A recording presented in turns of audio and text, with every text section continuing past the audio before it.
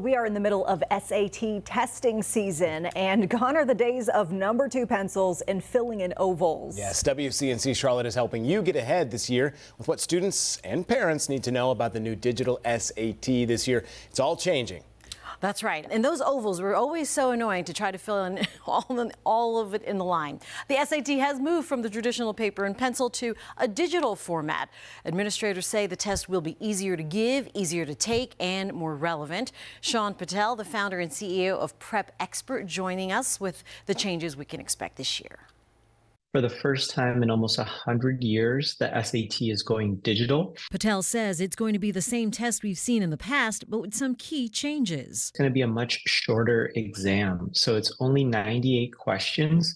Back when I took the SAT, and probably when a lot of parents listening to this took the SAT, it used to be 150 to 200 questions. The math section of the SAT will also look different this year. Patel says students can now use a calculator. On the old paper-based SAT, there used to be a no calculator section, so that's gone. One of the biggest changes, Patel says the test will now be adaptive, meaning the better you do, the harder the questions you will get. And if you do worse, the questions will become easier. If they don't score well, they'll see easier questions, but it'll limit how high they can score on the digital SAT. Patel says this change from paper and pencil to digital was only a matter of time. Students are so accustomed to learning online. Everyone's accustomed to working online. More major universities now reinstating the SAT requirements that were abandoned during COVID. And Patel says this will actually benefit low-income and underprivileged students the most.